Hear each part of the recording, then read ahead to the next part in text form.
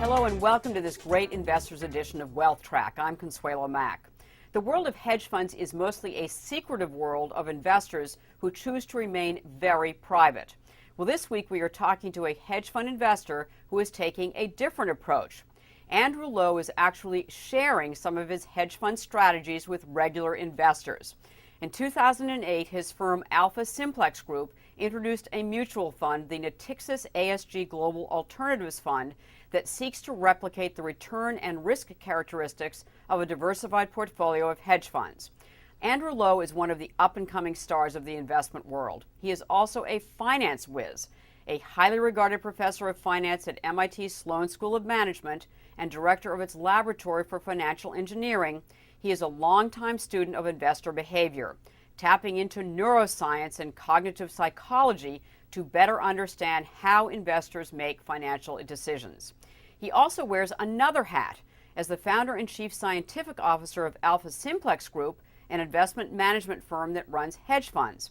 Lowe has written widely in academia and finance, and among his many publications is the book A Non-Random Walk Down Wall Street. In a recent interview, I asked Lowe to describe the role human psychology plays in financial crises, especially the most recent one. It's been playing an incredibly important role, both in the breadth and depth of the crisis. I'd argue that the biggest aspect of this crisis, the reason that it's so deep and it's so frightening is because there's so much we don't know about it. Fear of the unknown is the most potent kind of fear.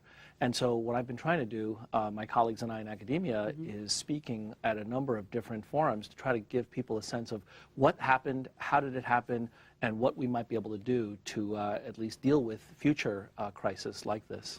So can you give me the executive summary version of what you've been telling people? Sure. Well, I usually start with the observation that two economists, Carmen Reinhart and Ken Rogoff, made recently, which is that over the last 25 years, we've had 18 national level crises involving problems with the banking industry. And so financial crisis is not new. This is really part of human behavior. And I think the sooner we understand that there's something hardwired about the combination of human psychology and free enterprise that naturally produces financial crisis and then the reaction to that crisis, once we understand that, then I think we'll start developing methods for dealing with the fallout. And really that's what we're trying to do in our research and in many of the talks that I give, is to try to provide that level of transparency into the inner workings of financial crisis. So, but let me ask you about the dimensions of this financial crisis. I've been on Wall Street or involved with Wall Street for about 30 years, and I don't ever recall the credit markets freezing up, for instance. No. And I've certainly talked to some portfolio managers who have been dealing with fixed income securities for 50 years, and they don't either. So wasn't this different? Well, someone once said that the more things change, the more they stay the same. You're right, they are different, but let me describe how I think it is different. Right. There are two aspects of this crisis that make it different. The first is that really this is the first time in history that we have had globally financially integrated markets. That makes all the difference in the world, because now when there's a shock in one part of the financial system, it transmits through other parts of the system very rapidly, much more rapidly than ever before. The second key difference is that we have had enormous innovation in technology. I don't mean computer technology, but financial technology. And as we know, the whole area of securitization was significantly responsible for creating the kind of over-leverage that occurred in our economy.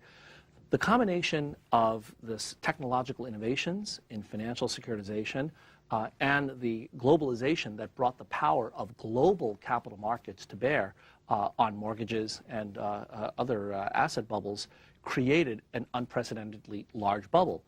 The bigger you are, the harder you fall. So in that sense, it was unprecedented, but at the same time, it's really based upon mechanisms that have been operating for centuries. Let's bring this down to the individual.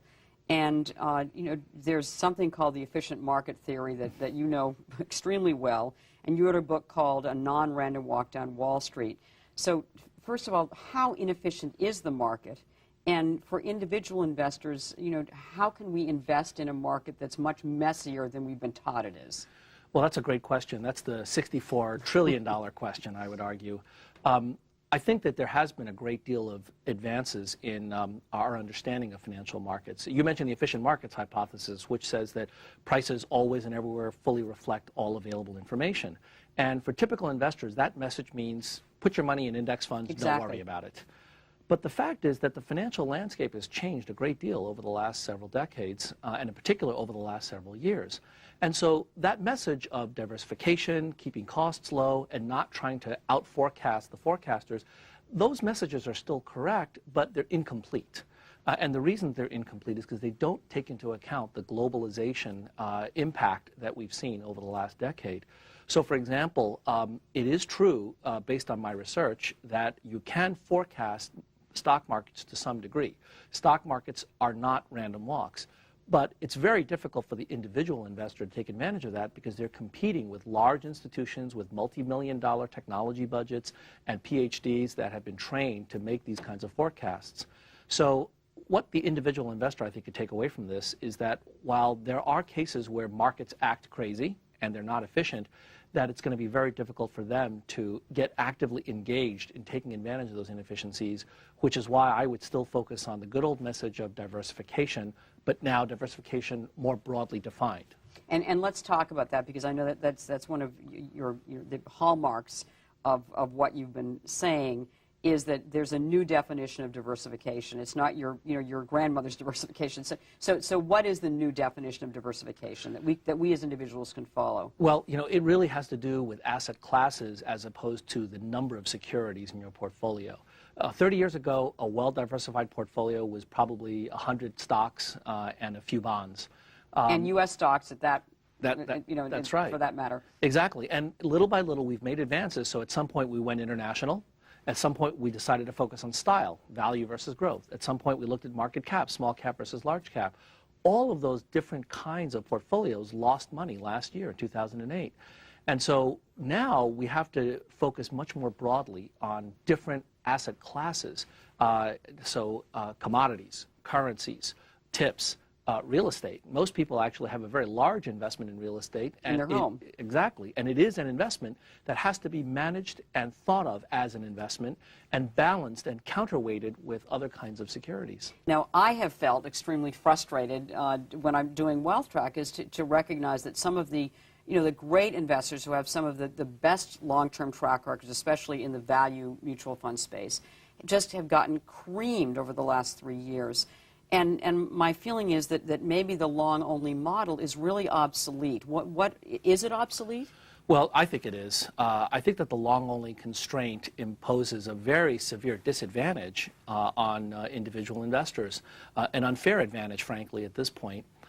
On the other hand, I want to balance that by arguing that mutual funds in general have lots and lots of protections for individual investors for good reason. Most individuals don't have the level of expertise of professional money managers. And what the long-only constraint was one of those protections.